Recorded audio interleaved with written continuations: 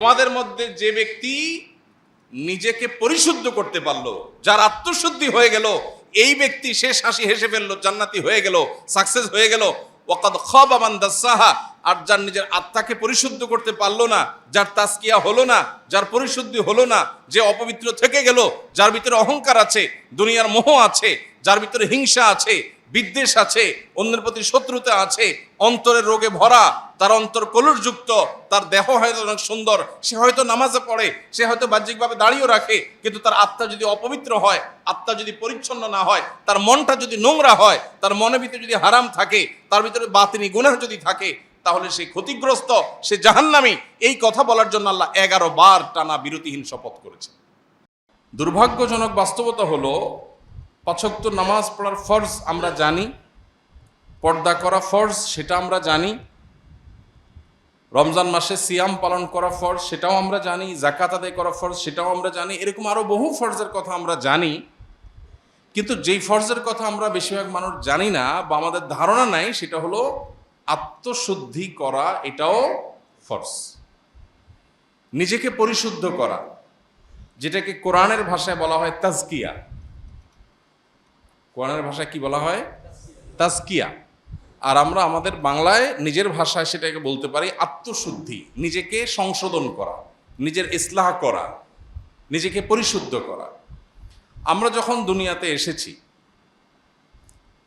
মাতৃগর্ভ থেকে যখন পৃথিবীর আলো আমরা দেখেছি, আমাদেরকে আল্লাহ যে অন্তর দিয়ে পৃথিবীতে প্রেরণ করেছেন, তখন আমাদের অন্তর ছিল সকল প্রকার কলুষতা থেকে মুক্ত। আমরা যখন মাতৃগর্ভ থেকে দুনিয়ার আলোতে এসেছি, তখন আমাদের কেউ আমাদের অন্তরে কোনো অহংকার লালন করতাম না। কি বলেন, কোনো দুধের শিশু কি অহংকারী হয়? কোনো দুধের শিশু কি কারোর সাথে অহংকার করে? কারোর প্রতি শত্রুতা করে? নাই। তার মানে আমরা যখন দুনিয়াতে এসেছি, আল্লাহ তাআলা আমাদেরকে যে অন্তরটা আমাদের বডিতে দিয়ে দিয়েছেন, সে অন্তরটা ছিল ফ্রেশ, কালিমা মুক্ত, কলুষ মুক্ত। সে অন্তরে কোনো ত্রুটি ছিল না, কোনো দাগ ছিল না, একেবারে ফ্রেশ।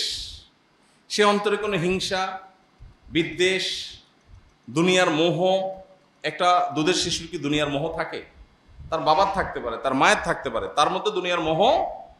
সে মায়ের বুক থেকে একটু দুধ আহরণ করতে পারলে সে খুশি, তার আর চাহিদা নেই। তো একজন মানুষের অন্তরে যত রকমের অশুদ্ধ, ভুল বা খারাপ চিন্তা আসতে পারে, এর সবগুলো থেকে পরিচ্ছন্ন, পবিত্র থাকে একটা কোমলমতি শিশুর অন্তর। তো আল্লাহ রাব্বুল আলামিন যখন আমাদেরকে দুনিয়াতে পাঠিয়েছেন, তখন আমরা ফ্রেশ, পরিচ্ছন্ন অন্তর নিয়ে এসেছি। এরপর আমরা যখন আস্তে আস্তে বড় হয়েছি, আমাদের পরিবেশ, প্রতিবেশ, আমাদের আশপাশ, আমাদের গণ্ডি, আমাদের চৌহদ্দি এবং আমাদের এনভায়রনমেন্ট, আমাদের সহচর, আমরা যাদের সাথে উঠা বসা করছি, যে জায়গায় যাচ্ছি, এই সব কিছু থেকে আমাদের অন্তর ধীরে ধীরে ধীরে ধীরে নানান কলুষ এবং কালিমা ধারণ করতে করতে করতে এমন একটা পর্যায়ে চলে গেছে যে এই অন্তরটা এখন এতটা রোগাক্রান্ত, এতটা ময়লাযুক্ত, এতটা কালিমাযুক্ত, যে অন্তর দিয়ে এখন ভালো আর মন্দ পরখ করা আমাদের জন্য কঠিন হয়ে যাচ্ছে। আর সেই কারণে এই অন্তরটাকে পরিচ্ছন্ন করা, ক্লিন করা, এটাকে পবিত্র করা, এটার যেই কালিমাগুলো লেগে গেছে সেগুলো থেকে এটাকে ধুয়ে মুছে সাফ করা, এটা আমাদের জন্য একটা ফরজ, একটা অপরিহার্য কর্তব্য। কোরআনে আল্লাহ তাআলা যেটা আমাদেরকে বারবার করবার নির্দেশ করেছে। আল্লাহ রাব্বুল আলামিন আমাদের নবী করিম সাল্লাল্লাহু আলাইহি সাল্লামকে যে পাঠিয়েছেন, মৌলিকভাবে তার প্রধানত 3টি কাজের কথা আল্লাহ কোরআনে উল্লেখ করেছেন। ইব্রাহিম আলাইহিস সালাম, যিনি আমাদের স্বপ্নদ্রষ্টা ছিলেন, যিনি মুসলিম হিসাবে আমাদের নামকরণ করেছেন, যিনি আমাদের আদর্শিক পিতা, যিনি আমাদের নবী মুহাম্মদ সাল্লাল্লাহু আলাইহি সাল্লামের বংশানুক্রমিক পিতা, যিনি ইহুদিদেরও বংশানুক্রমিক পিতা, যাকে বলা হয় আবুল আম্বিয়া। তো সেই ইব্রাহিম আলাইহিস সালাম, তিনি আল্লাহর কাছে দোয়া করেছেন, রব্বানা ওয়াবআস ফীহিম রাসূলাম মিনহুম, আল্লাহ আমার বংশধরদের মধ্যে এমন একজন রাসূল আপনি পাঠান, এটা আপনার কাছে আমার আরজি, দোয়া, যিনি তাদের তার আয়াতগুলো পাঠ করে মানুষকে শোনাবে, অর্থাৎ ওহির কথা মানুষকে জানিয়ে দিবে যে এই পথে মানুষের কল্যাণ আর এই পথে মানুষের ক্ষতি, এই জিনিসটা জানিয়ে দিবে। আল্লাহর আদেশগুলো মানুষকে জানিয়ে দিবে, আদেশ নিষেধগুলো জানিয়ে দিবে, এবং মানুষকে কিতাব এবং হিকমা শিক্ষা দিবে, এবং মানুষকে পরিশুদ্ধ করবে। তিনটা কাজ। আল্লাহ রাব্বুল আলামিন ইব্রাহিম আলাইহিস সালামের দোয়া কবুল করে যখন আয়াত নাজিল করলেন, তখন আল্লাহ রাব্বুল আলামিন বলেছেন, লাকাদ মান্নাল্লাহু আলাল মুমিনিনা ইয বাআসা ফীহিম রাসূলাম মিন আনফুসিহিম ইয়াতলু আলাইহিম আয়াতি ওয়া ইউযাক্কিহিম ওয়া ইউআল্লিমুহুমুল কিতাবা ওয়াল হিকমা। এখানে ইব্রাহিম আলাইহিস সালাম যখন দোয়া করেছেন, তখন তিনি বলেছেন, আল্লাহ আমার বংশধরদের মধ্যে এমন রাসূল প্রেরণ করেন যে রাসূল আপনার আয়াত মানুষকে পাঠ করে শোনাবে, যে রাসূল মানুষকে আল্লাহর কালাম এবং হিকমত শিক্ষা দিবে, এবং যে রাসূল মানুষকে পরিশুদ্ধ করবে। এই যে মানুষ খারাপ পথে চলে যায় তাদেরকে সঠিক পথে ফিরে আনবে, আত্মশুদ্ধির কাজ করবে, সংশোধনের কাজ করবে। এখানে ইব্রাহিম আলাইহিস সালাম সিরিয়াল করতে গিয়ে 1 নম্বরে এনেছেন আল্লাহর আয়াত তেলাওয়াত করা, 2 নম্বরে এনেছেন মানুষকে কোরআন এবং সুন্নাহ বা হিকমার তালিম দেওয়া, আর 3 নম্বরে এনেছেন তাজকিয়া বা পরিশুদ্ধ করা মানুষকে।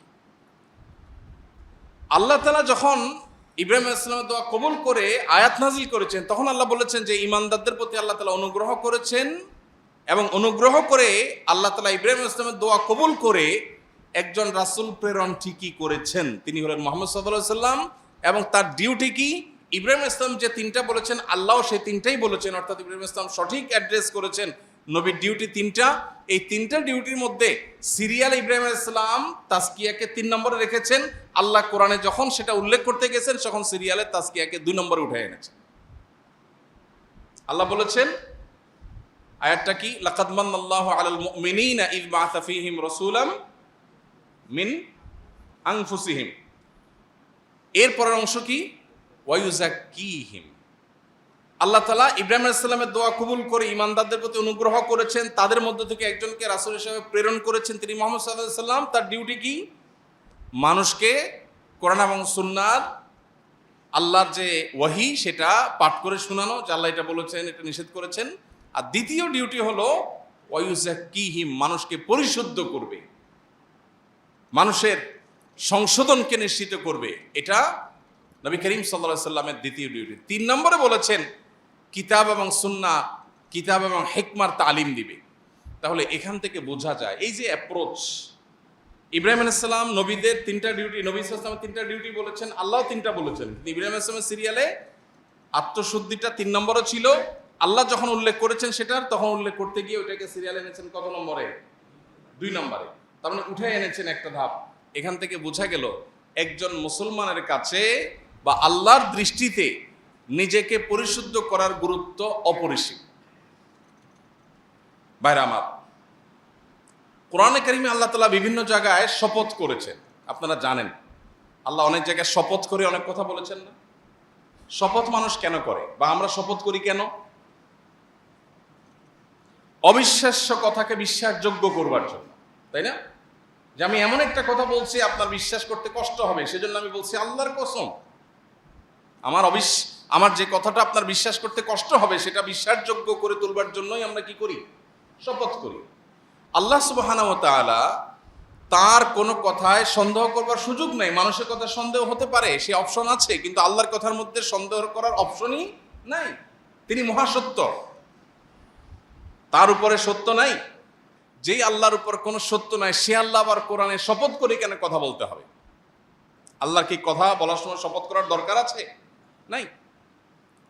ভাইরা আমার, যেই আল্লাহর শপথ করার দরকার নাই, তার সব কথাই বিশ্বাসযোগ্য, বরং বিশ্বাস করতে আমরা বাধ্য, সেই আল্লাহ আবার শপথ করেছেন কেন? আমাদেরকে বোঝাবার জন্য যে এই কথাটা খুব ইম্পর্টেন্ট। ফলে এটা বলতে গিয়ে আমি শপথ করছি, তোমরা যদি এই কথা বলতে, তাহলে শপথ করে বলা লাগতো তোমাদের। কথাটা এতটা ইম্পর্টেন্ট, এতটা অতি গুরুত্বপূর্ণ যে তোমরা বললে শপথ করে বলতে হতো। জাস্ট সেটা বোঝাবার জন্য আল্লাহ তাআলা শপথ করেন। শপথের আল্লাহর আরো বিভিন্ন মাকসাদ, আরো হিকমা, আরো রহস্য আছে, যেটা উলামা ইকরাম উল্লেখ করেছেন, মুফাসসিরগণ বলেছেন। আমার আলোচ্য বিষয় সেটা না। আলোচ্য বিষয় হলো আল্লাহ যত শপথ করেছেন, কোথাও একবার শপথ করে একটা কথা বলেছেন, কোথাও দুইবার শপথ করে একটা কথা বলেছেন। পুরো কোরআন জুড়ে বিভিন্ন জায়গায় এরকম শপথ আছে। কোথাও তিনবার শপথ করে একটা কথা বলেছেন, যেমন আল্লাহ রাব্বুল আলামিন বলেছেন ওয়াল আসর ইন্নাল ইনসানা লাফি খুসর। আমরা সবাই জানি এটা ছোট সূরা। আসরের শপথ, আসর মানে যুগ, যুগের শপথ, হ্যাঁ, যে মানুষ ক্ষতির মধ্যে আছে। তবে যারা ঈমান আনলো, নেকামল করলো, ভালো কাজের কথা মানুষকে বললো এবং ধৈর্য ধারণ করলো, এরা কিয়ামতের সাকসেস হবে, আর বাকি সব মানুষ লুজার হবে। এই কথাটা বলতে গিয়ে আল্লাহ আসরের শপথ করেছেন। এখানে একবার শপথ আল্লাহ করেছেন, তাই না? এরকম কোরআনে বিভিন্ন শপথ আছে। আমরা যে বিষয়ে আলোচনা করছি আজ, অর্থাৎ আত্মশুদ্ধি করার গুরুত্ব, নিজেকে পরিশুদ্ধ করার গুরুত্ব এবং আত্মশুদ্ধি করা যে একটা ফরজ, যে ফরজ সম্পর্কে আমাদের অনেকের ধারণা নাই, এই বিষয়ে কথা বলতে গিয়ে, এটার গুরুত্ব বর্ণনা করতে গিয়ে আল্লাহ তাআলা কোরআনে কারিমে 60টি আয়াতে, অনেক মুফাসসিরদের মতে 7 বার, তবে বিশুদ্ধ মত অনুযায়ী 11 বার আল্লাহ শপথ করেছেন। কয়বার? 11 বার।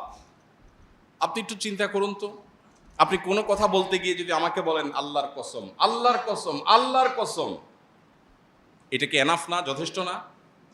কিন্তু আপনি যদি আমাকে 11 বার শপথ করেন, তাহলে আমার ধারণা কি হবে যে কথাটা এত গুরুত্বপূর্ণ, মানে এর চেয়ে গুরুত্বপূর্ণ কোনো কথা থাকতে পারে না। পুরো কোরআনে কোথাও এত বেশি সংখ্যক বার শপথ করে আল্লাহ কোনো কথা বলেন নাই। পুরো কোরআনে একটা কথা বলবার জন্য আল্লাহ 11 বার টানা শপথ করেছেন, বিরতিহীন শপথ করেছেন। সূরাতুশ শামসের মধ্যে আল্লাহ কি শপথ করেছেন? ওয়াশ-শামসি ওয়া দুহাহা, সূর্যের শপথ। দেখেন আল্লাহ বড় বড় সৃষ্টিগুলোর শপথ করে। যদিও এখানে আরেকটা মাসআলা বলে রাখতে হয় প্রসঙ্গত, কোনো মুসলমানের জন্য আল্লাহ ছাড়া আর কারোর নামে শপথ করা জায়েজ নাই। নবীজি সাল্লাল্লাহু আলাইহি সাল্লাম বলেছেন, মান আরাদা আন ইয়াহলিফা ফালইয়াহলিফ বিল্লাহি আও লিয়াসমুত। কেউ যদি শপথ করতে চায় সে আল্লাহর নামে শপথ করবে, আর না হলে সে চুপ থাকবে, আর কারোর নামে শপথ করতে পারবে না।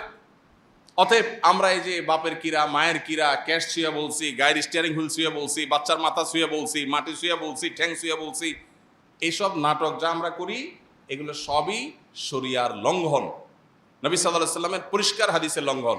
এটা এক প্রকারের শিরক। এই শিরকের ফলে ঈমান চলে যাবে না, এটা শিরকে আসগর, ছোট শিরক, কিন্তু এটা এক প্রকার শিরক।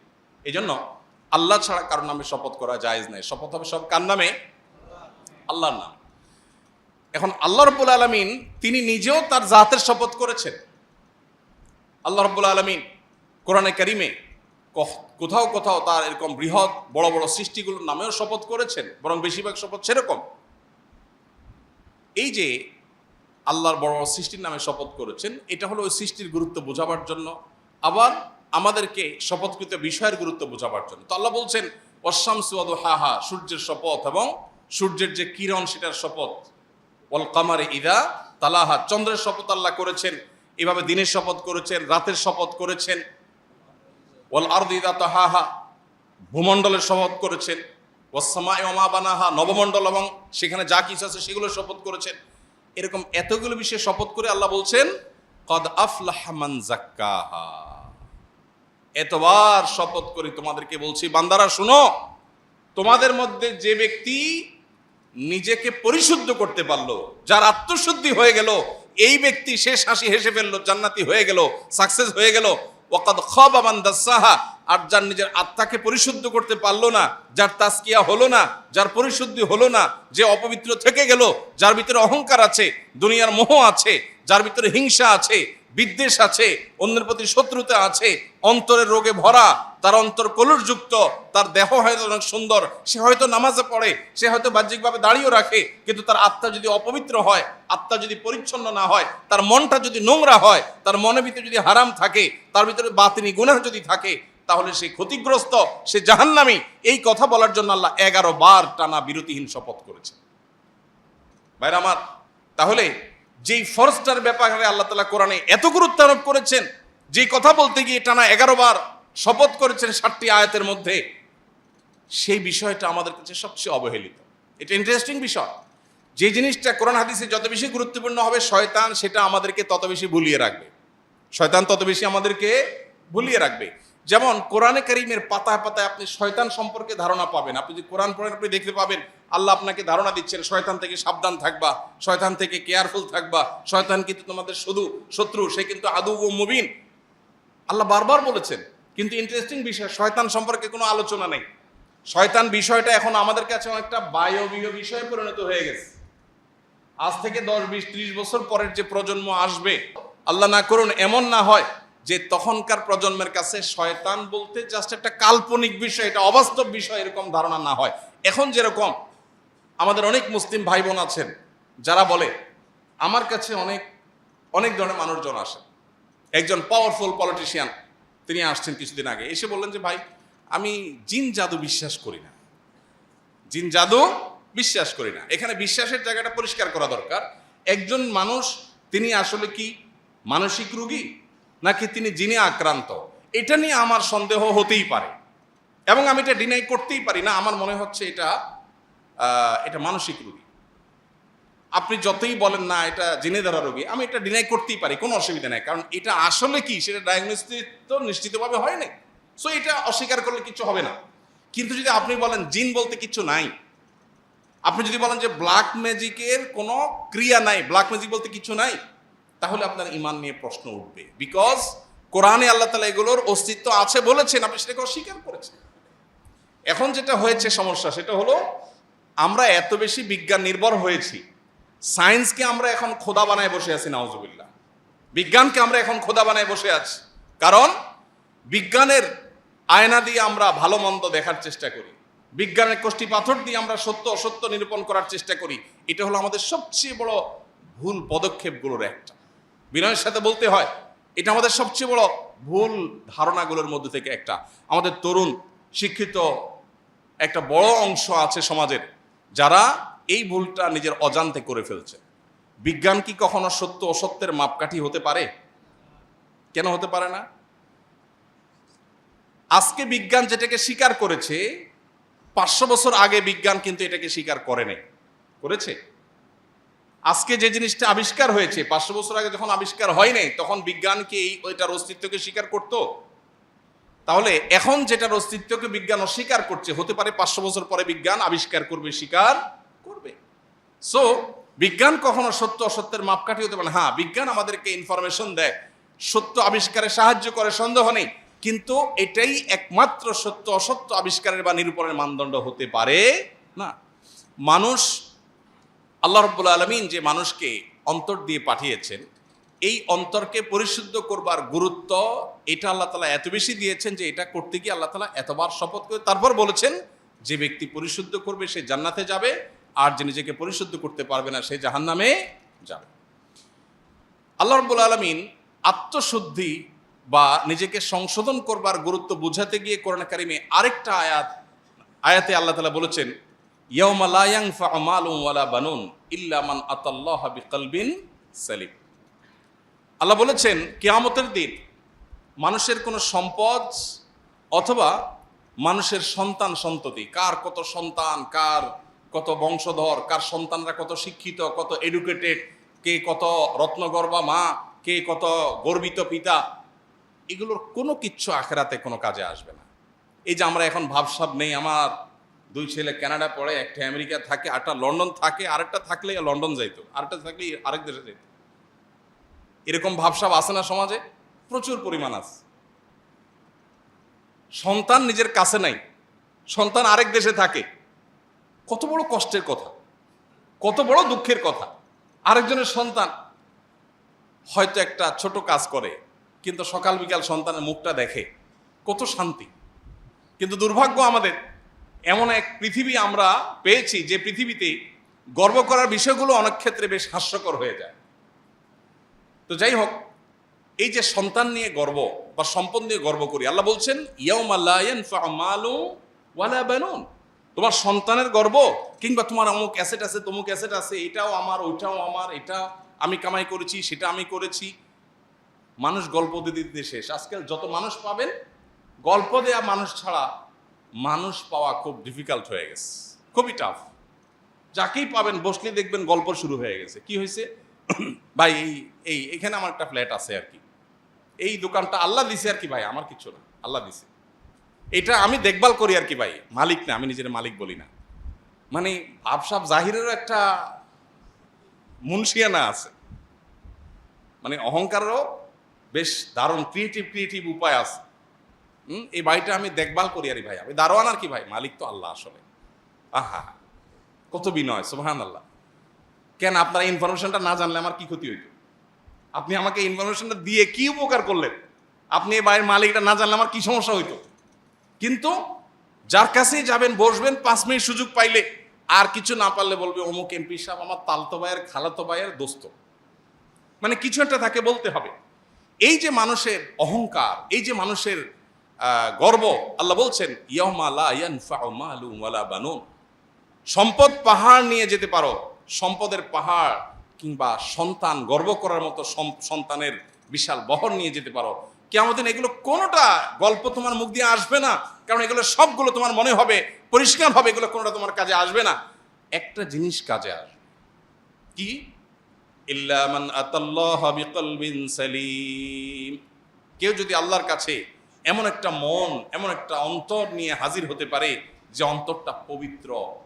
সালিমের অর্থ পবিত্র অবশ্য না, সালিম মানে সুস্থ। সালিম মানে কি? সুস্থ।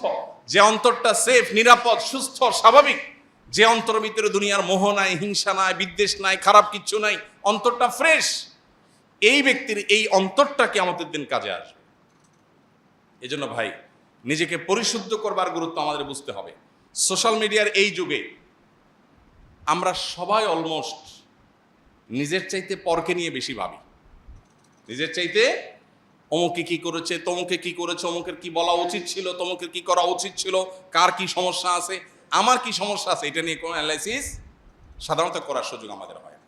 ওই যে শুরুতে বলেছি, আল্লাহ রাব্বুল আলামিন দুনিয়াতে যখন পাঠিয়েছেন তখন একটা মন দিয়ে পাঠিয়েছেন। সেই মনটাতে কোনো নোংরামি ছিল, কোনো কলুষতা ছিল, কোনো খারাপ কিছু ছিল? আল্লাহ কিয়ামতের দিন আবার বুঝে নিবেন, বান্দা তোমাকে আমি একটা ফ্রেশ, রোগমুক্ত, পরিচ্ছন্ন অন্তর দিয়ে পাঠিয়েছিলাম, তুমি আমার কাছে এসেছো এমন একটা অন্তর নিয়ে যে অন্তরে শত শত মানুষের প্রতি শত্রুতা, বিদ্বেষ, অহংকার, খাই লোভ, মোহ, দুনিয়ার সমস্ত রোগ দিয়ে সেটাকে পরিপূর্ণ করে তারপর তুমি আমাকে দিয়েছো। আমি অন্তরটা অ্যাকসেপ্ট করব না? আমি যে পরিচ্ছন্ন অন্তর দিয়েছি আমি সেটাই রিটার্ন চাই। যদি সেটা দিতে হয় তাহলে এখন থেকে আমাদেরকে আত্মশুদ্ধির অভিযানে নামতে হবে, নিজেকে সংশোধন করার কাজে নামতে হবে। আল্লাহ আমাদের সবাইকে সেই তৌফিক দান করুন। সবাই চেষ্টা করবো তো ইনশাআল্লাহ। কিভাবে আত্মশুদ্ধি হতে পারে? প্রতিনিয়ত সবসময় আমার নিজের সমস্যাগুলোকে চিহ্নিত করার চেষ্টা করা। আমরা যদি সবাই নিজের দিকে তাকাতাম, নিজের সংশোধনের চিন্তা করতাম, তাহলে সমাজটা অনেক সুন্দর হয়ে যেত। দেখুন, গোটা পৃথিবী আপনাকে বলবে ভোগ করো, ইসলাম আপনাকে বলে নিজেকে সংশোধন করো, নিয়ন্ত্রণ করো, কন্ট্রোল করো। এই যে আত্মাকে বা নিজেকে নিয়ন্ত্রণ করবার যে এক্সারসাইজ, এটা একমাত্র ইসলাম বলবে আপনাকে, আর কোথাও বলবে না। ইসলামই আপনাকে বলবে কন্ট্রোল করো। আজকের পৃথিবীর প্রত্যেকটা বিষয়ের দিকে তাকালে আপনি দেখবেন আপনাকে শুধু ভোগের আহ্বান করা হচ্ছে। বিজ্ঞাপনী বিলবোর্ড কিসের আহ্বান করে? ভোগের। পত্রিকার পাতার বিজ্ঞাপন কিসে আহ্বান করে? ভোগের। গোটা পৃথিবীর যেদিকে তাকাবেন আপনাকে ভোগের আহ্বান করা হচ্ছে। যে কালচার ডেভেলপ করা হয়েছে, যে পৃথিবী সাজানো হয়েছে, এই পৃথিবীটা ভোগের দাওয়াত দিচ্ছে। আর ইসলাম আপনাকে বলছে না, ত্যাগ শিখো, স্যাক্রিফাইস শিখো, কন্ট্রোল শিখো, কারণ এখানেই সুখ। একজন মানুষ যখন তার মনে যখন মোহ থাকে না, সে কোনো সম্পদের মালিক না হয়েও সুখী।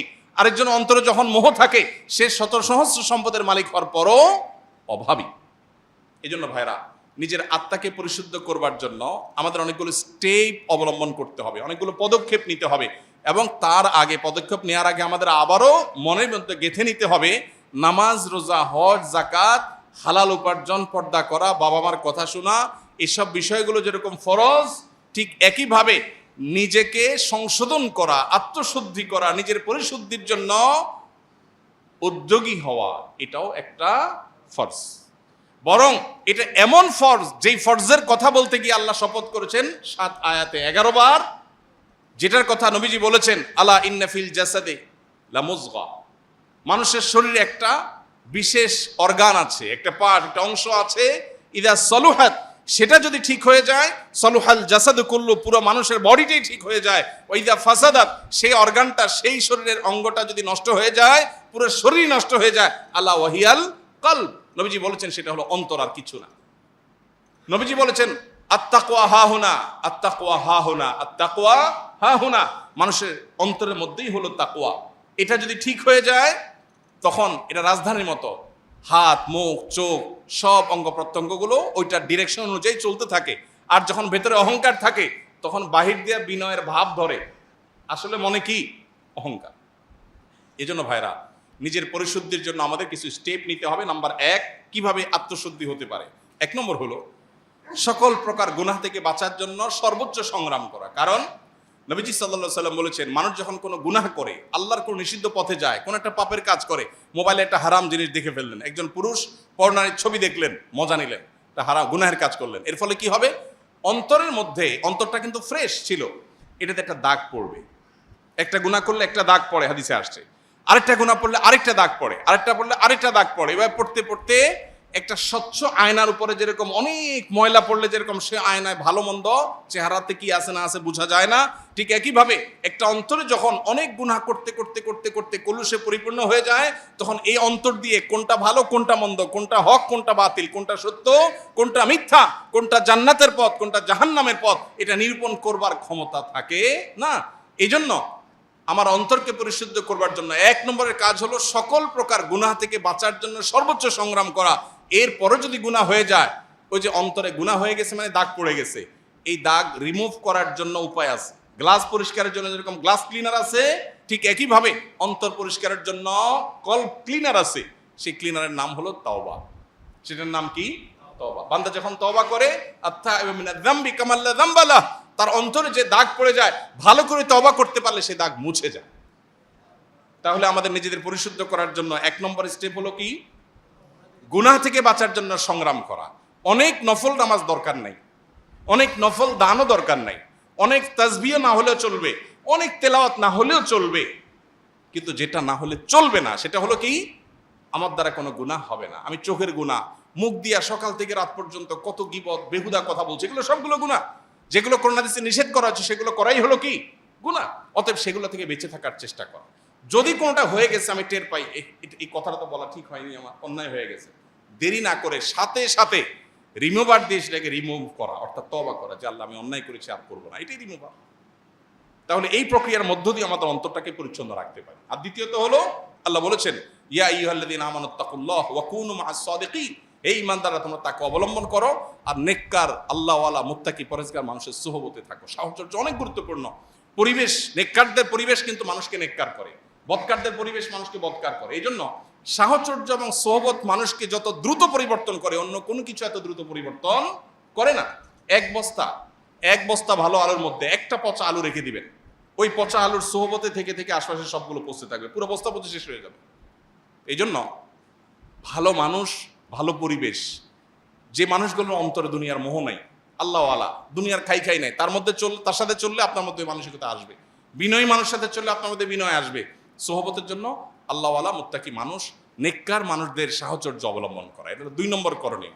3 নম্বর করণীয়, আল্লাহর কাছে চোখের পানি ফেলে দোয়া করা। নবী সাল্লাল্লাহু আলাইহি ওয়াসাল্লাম আল্লাহর কাছে দোয়া করতেন।